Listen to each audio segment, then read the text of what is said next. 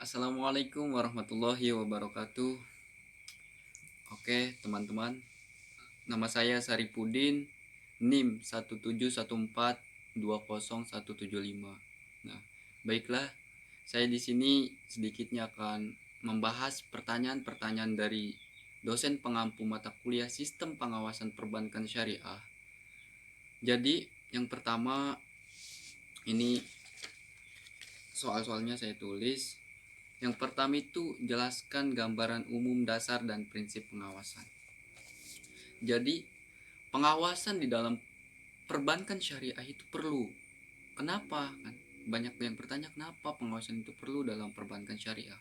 Yang pertama, seorang pegawai perbankan syariah itu seharusnya itu jujur, amanah, bertanggung jawab, dan yang lainnya sesuai dengan prinsip-prinsip Islam.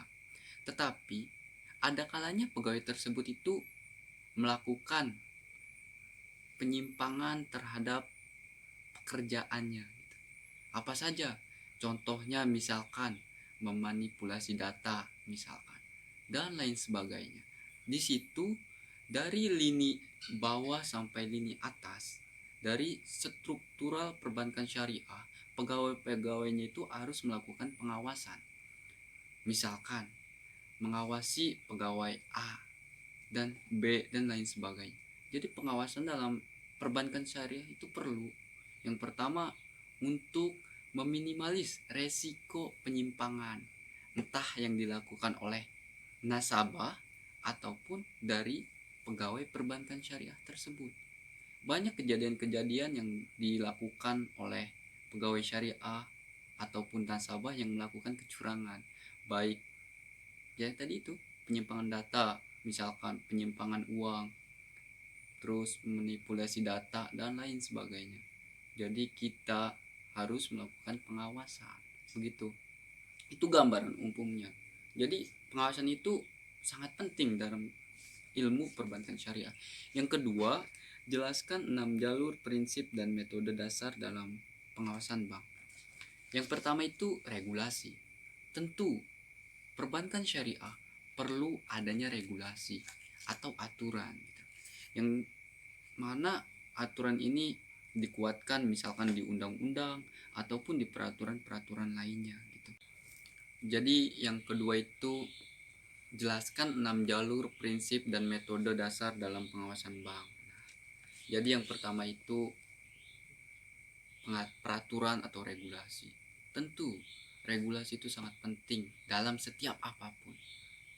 Contohnya di sini dalam perbankan syariah. Regulasi itu penting. Supaya apa? Supaya perbankan syariah itu selalu sesuai dengan jalur peraturan atau regulasi yang dibuat oleh pemerintah ataupun oleh otoritas jasa keuangan atau OJK. Supaya apa?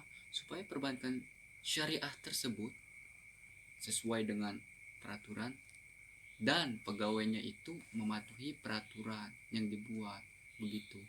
Yang kedua itu pengawasan tidak langsung, yang mana pengawasan tidak langsung ini dilakukan misalkan melihat atau menilai kepatuhan dari sistem yang dilaksanakan oleh perbankan syariah gitu. Itu sedikitnya tentang peraturan tidak langsung. Yang kedua, pengawasan langsung atau secara langsung. Nah, pengawasan secara langsung ini kita sebagai misalkan seorang pengawas melakukan pengawasan langsung yang terjun langsung, misalkan melihat data-data dari perusahaan atau dari perbankan syariah dalam hal ini, terus melihat kinerja dari pegawainya gitu, dari nasabahnya sesuai enggak gitu dengan prinsip-prinsip yang diterapkan oleh syariah gitu. Jadi selanjutnya itu komunikasi dalam setiap jajaran atau direksi di bank tersebut. Divisi satu sama lain itu saling komunikatif dan teratur antar pegawai bank dan nasabahnya juga begitu.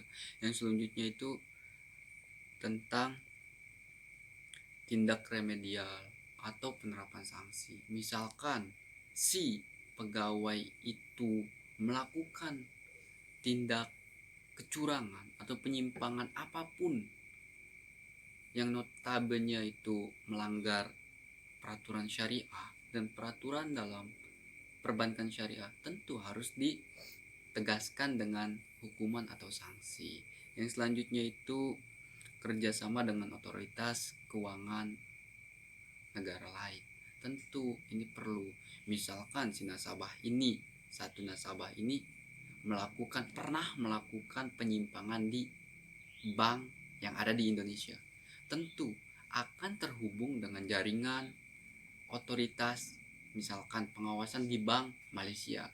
Jadi si nasabah Indonesia ini tidak akan bisa meminjam atau melakukan misalkan pembiayaan ataupun apalah itu di bank yang ada di Malaysia tersebut, karena sudah ada sinkronisasi antar negara gitu.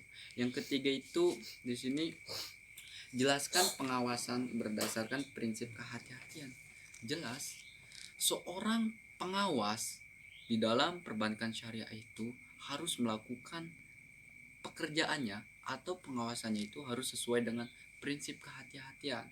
Kenapa? Karena yang pertama, misalkan meminimalis resiko.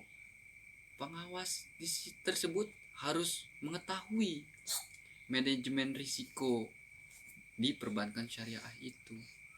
Kita itu harus hati-hati. Hati-hati dalam apa? Ya dalam menerapkan pengawasan. Hati-hati itu perlu. Jangan terburu-buru, karena terburu-buru itu hasutan setan misalkan. Dibawa santai aja gitu. Terus misalkan contoh lainnya gitu. Kalau kita misalkan asal-asalan gitu, misalkan memilih nasabah, tidak misalkan, oh ini nih rapi nih nasabahnya, ganteng nih, keren nih, otomatis bisa nih, misalkan lancar nih pembiayaannya. Tidak bisa. Kita harus telusuri lebih dalam kepribadiannya, pekerjaannya apa gitu. Jelas itu perlu dilakukan. Yang selanjutnya misalkan rapih nih, misalkan pendiam nih, bersih nih, cocok nih ditarik menjadi pegawai bank syariah.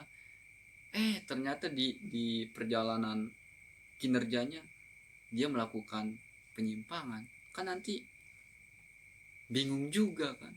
Nah di situ kita itu perlu menerapkan prinsip kehati-hatian. Begitu. Itu saja yang dapat saya sampaikan. Saya tidak bisa apa-apa. Jika ada kata-kata yang benar, itu datangnya dari Allah, dan jika ada kata-kata yang salah, itu datangnya dari pribadi saya sendiri. Terima kasih. Wassalamualaikum warahmatullahi wabarakatuh. Waalaikumsalam warahmatullahi wabarakatuh. Tepuk tangan, tepuk tangan, tepuk tangan, tepuk tangan, tepuk tangan. Nggak apa-apa nih, sorry, nggak apa-apa nih. Nggak apa-apa nih.